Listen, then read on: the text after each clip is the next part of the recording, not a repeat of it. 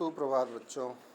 आज हम एक नया अध्याय शुरू करेंगे, द्रव्य की अवस्थाएं, स्टेट्स ऑफ मैटर, जिसके अंतर्गत परिचय, अवस्थाएं, अंतराणुक बल तथा ऊष्मीय ऊर्जा, गैसीय नियम, अणुगति सिद्धांत, आदर्श गैस व्यवहार से विचलन,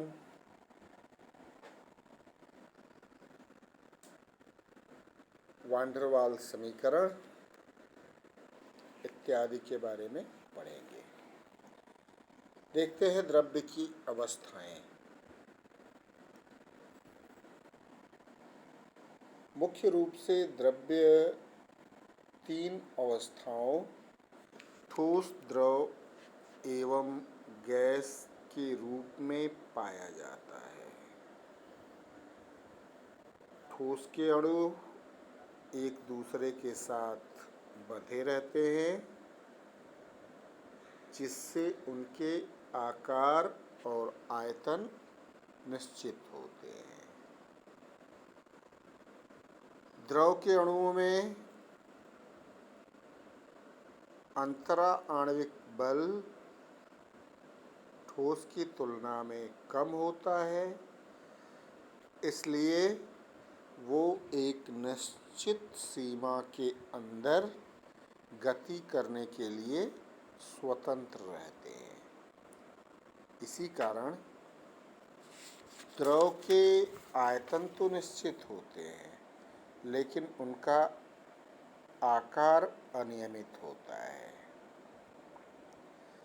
गैसीय प्रावस्था में अंतराण्विक बलों के काफ़ी कम होने के कारण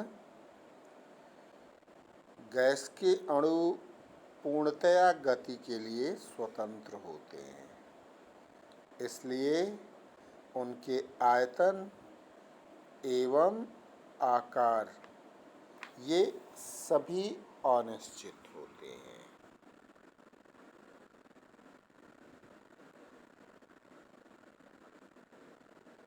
अतः हम ये कह सकते हैं कि ठोस वह द्रव है जिसका आकार और आयतन निश्चित होता है। द्रव वह द्रव्य है जिसका आयतन निश्चित है और आकार निश्चित नहीं है। इसे जिस पात्र में डाला जाता है उसी का आकार ग्रहण कर लेता है और इसकी सतह स्थिर दशा में समतल होती है। यह द्रव्य का दूसरा रूप है। वायु जल से भी भिन्न है।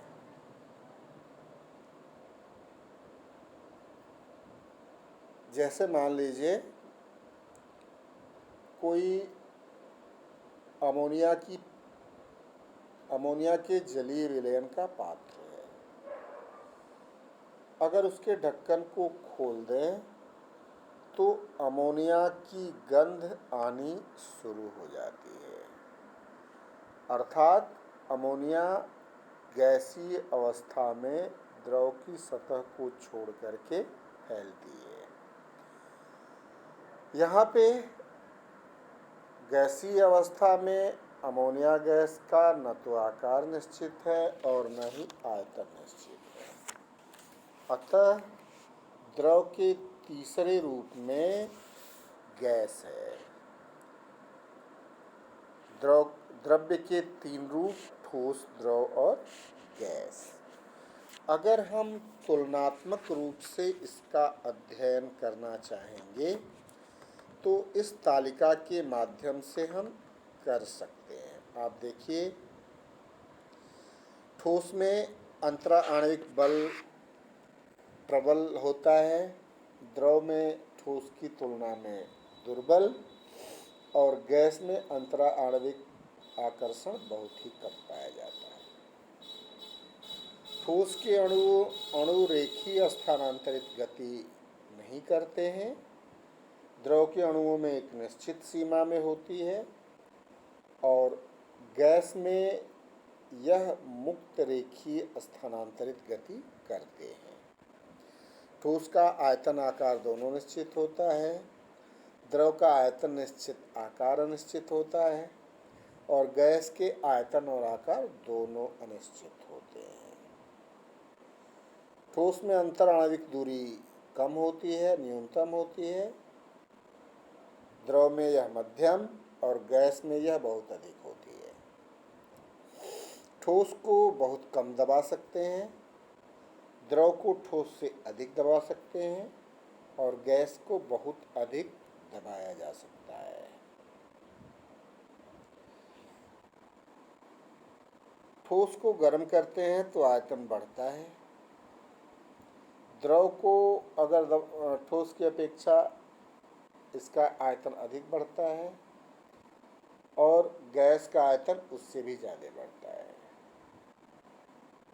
ठोस में कैरेक्टर ऑफ फ्लूइडिटी बहने का गुण नहीं पाया जाता है, जबकि द्रव और गैस में ये फ्लूइडिटी होती है। ठोस कठोर होते हैं, द्रव कठोर नहीं होते और गैस भी कठोर नहीं होता। ठोस के तल का समतल होना आवश्यक नहीं है, द्रव का तल समतल होता है और गैस का कोई तल ही नहीं होता है। अब एक ही द्रव्य की विभिन्न अवस्थाएं। भौतिक अवस्थाएं द्रव्य की 3: ठोस, द्रव और गैस। एक ही वस्तु 3 अलग अलग रूपों में रह सकती है। ताप एवं दाब के परिवर्तन के साथ ही ठोस को द्रव में और द्रव को गैस में रूपांतरित किया जा सकता है। जैसे आप देख सकते हैं, पहला,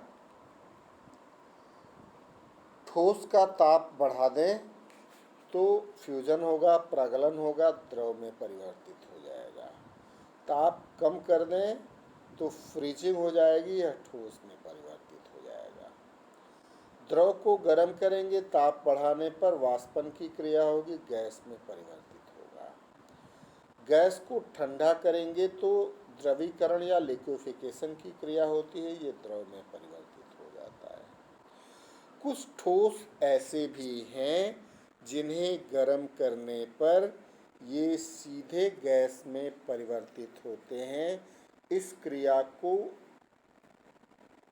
ऊर्ध्वपातन या सब्लिमेशन कहते हैं तथा गैस को ठंडा करने पर सीधे बिना द्रव में परिवर्तित हुए वह ठोस में परिवर्तित हो जाती है।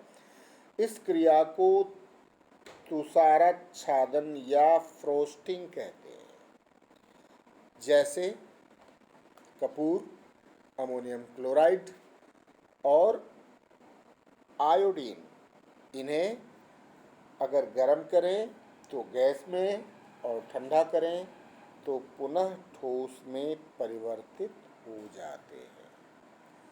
यह क्रिया क्रमशः सब्लिमेशन और फ्रोस्टिंग कहलाती है, यानी ऊर्ध्वपातन और तुषाराच्छादन कहलाती है। अब द्रव्यमान, आयतन और दाब की SI इकाइयाँ कौन कौन सी हैं? सबको पता है, द्रव्यमान किलोग्राम अथवा ग्राम में व्यक्त करते हैं। जैसे आप यहाँ देखो, N = m/m, ग्राम में भार बटे मोलर द्रव्यमान। पदार्थ के 1 मोल में कुल अणुओं की संख्या अवोगाद्रो संख्या जो 6.022 × 10⁻23 होती है। आयतन को लीटर, मिलीलीटर और घन सेंटीमीटर में व्यक्त करते हैं। 1 घन मीटर बराबर 1000 देसी घन मीटर बराबर 10⁶ घन सेंटीमीटर। 1 लीटर बराबर 10⁻³ घन सेंटीमीटर या 10⁻³ घन मीटर बराबर 1 घन डेसीमीटर। दाब को वायुमंडल में व्यक्त करते हैं। एक वायुमंडल होता है 76 सेंटीमीटर पारे के दाब के बराबर या 760 मिलीमीटर पारे के दाब के बराबर, या इसको कहते हैं 760 टार। सीजीएस प्रणाली में मात्रक में दाब को डाइन प्रति सेंटीमीटर वर्ग से व्यक्त करते हैं, जबकि एसआई प्रणाली में दाब को न्यूटन प्रति वर्ग मीटर या पास्कल में व्यक्त करते हैं। एक वायुमंडल बराबर 101.325 × 10⁻³ न्यूटन प्रति वर्ग मीटर या 101.325 किलो पास्कल बराबर 1.01325 × 10⁻5 पास्कल। एक पास्कल बराबर 1 न्यूटन प्रति वर्ग मीटर बराबर 10⁵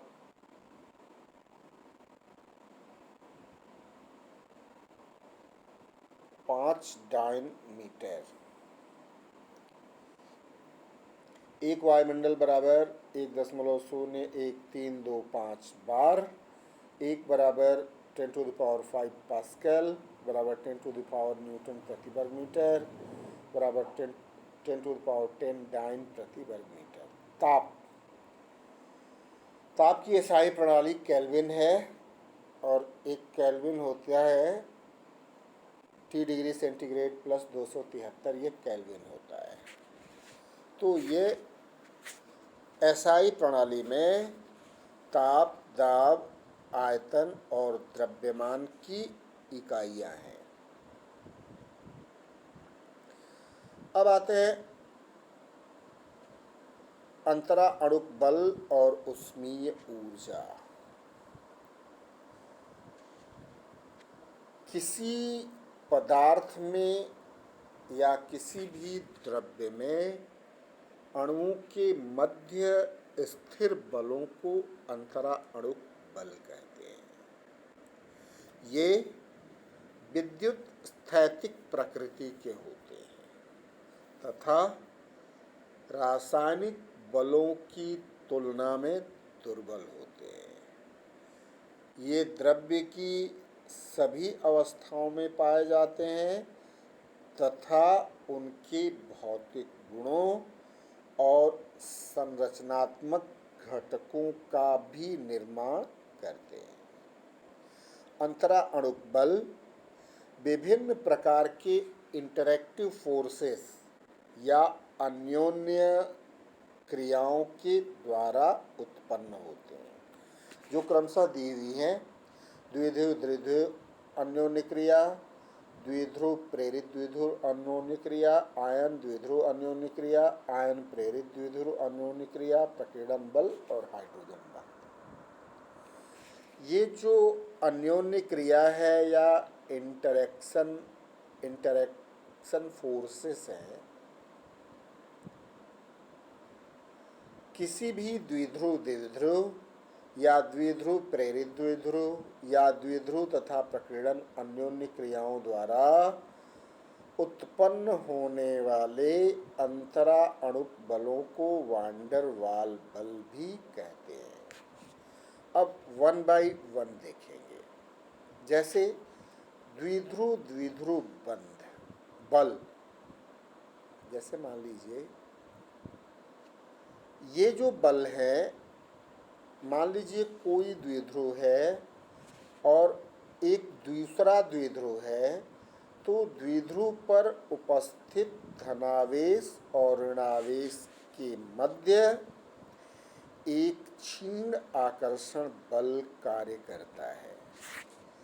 यहाँ पे जैसे मान लो पानी है, ये H पॉजिटिव और ये OH नेगेटिव और ये H पॉजिटिव है। दूसरे का ये OH नेगेटिव और ये H पॉजिटिव है। जैसा कि हमने रासायनिक आबंधन में बताया है, ध्रुवीय सहसंयोजक बंध या सहसंयोजी बंध। इसमें क्या है, ये जो द्विध्रुव बनते हैं, इन द्विध्रुव में धनात्मक सिरा दूसरे के ऋणात्मक सिरा को आकर्षित करता है। इन दोनों के बीच में जो इंटरेक्शन होता है, इस बल को कीसम बल कहते हैं, और ये ऐसे बल कम ताप पर प्रभावी होते हैं। दूसरा, द्विध्रुव प्रेरित द्विध्रुव बंध। जैसे जब कोई ध्रुवीय या आंशिक ध्रुवीय अणु किसी अध्रुवीय अणु के संपर्क में, देखिए ये ध्रुवीय अणु है और ये अध्रुवीय अणु है, इसके संपर्क में आता है, तो यह ध्रुवीय अणु इस अणु को भी ध्रुवीयता उत्पन्न करने के लिए प्रेरित करता है। यहाँ पे ये ध्रुवीयता इसकी हो गई, और जब ध्रुवीयता हो गई तो इसके आवेश के विपरीत प्रकार के आवेश वाला सिरा इसकी तरफ इंटरैक्ट होता है, अन्योन्य क्रिया होती है, तो इस प्रकार के इंटरैक्शन को ध्रुवीय प्रेरित ध्रुवीय इंटरैक्शन या अन्योन्य क्रिया कहते हैं। तीसरा है आयन और द्विध्रुव बल। जैसे कोई आयन होगा और ये आयन किसी द्विध्रुव के साथ अपने विपरीत प्रकार के आवेशित सिरे के साथ अगर आकर्षण रखता है, तो इस प्रकार के बल को कहते हैं आयन द्विध्रुव बल। अगला है आयन प्रेरित द्विध्रुव बल। जैसे मान लीजिए कोई आयन है, यह आयन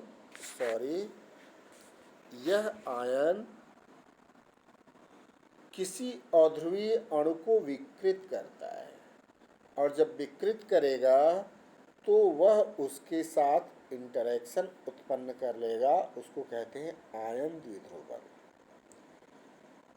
आयन प्रेरित द्विध्रुव बल, यहाँ पे एक आयन दूसरे को प्रेरित करेगा द्विध्रुव उत्पन्न करने के लिए, तो उस दशा में इनके मध्य जो इंटरैक्शन होगा उसको कहेंगे आयन प्रेरित द्विध्रुव बल। अगला है प्रकीर्णन बल। प्रकीर्णन बल क्या होता है, जितने भी उदासीन अणु हैं, इनके परमाणु में द्विध्रुव नहीं होता है, फिर भी उनके मध्य कुछ विशेष प्रकार के आकर्षण बल स्थिर होते हैं। इस प्रकार ये बल जो है वो अल्पकालिक तात्क्षणिक द्विध्रुवों के निर्माण के कारण बनते हैं। जैसे यहाँ पे दिखाया हुआ है, यह सामान्य अध्रुवीय अणु है, और इस सामान्य अध्रुवीय अणु में तात्क्षणिक द्विध्रुव अगर उत्पन्न हो जाए तो इनके मध्य एक अन्योन्य क्रिया होगी, और यह जो अन्योन्य क्रिया है वह अन्योन्य क्रिया प्रकीर्णन बल के रूप में उपस्थित होगी, तो इसको हम कहते हैं प्रकीर्णन बल।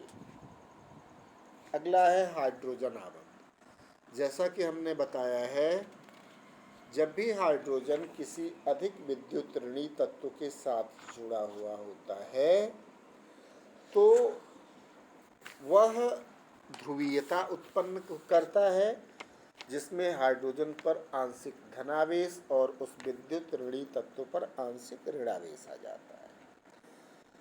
हाइड्रोजन पर उपस्थित धनावेश के कारण दूसरे ध्रुवीय अणु के साथ एक क्षीण आकर्षण बल रखने की प्रकृति ही हाइड्रोजन बंध कहलाती है। यह हाइड्रोजन बंध डॉटेड लाइन से इसको दिखाते हैं। इस हाइड्रोजन आबंध के कारण अणुओं की या यौगिकों की भौतिक अवस्था परिवर्तित होती है। तो ये थी विभिन्न प्रकार के द्रव्य की अवस्थाएं एवं उनके मध्य लगने वाले विभिन्न प्रकार के आकर्षण बल और अन्योन्य क्रियाएं। आज के लिए इतना ही। धन्यवाद।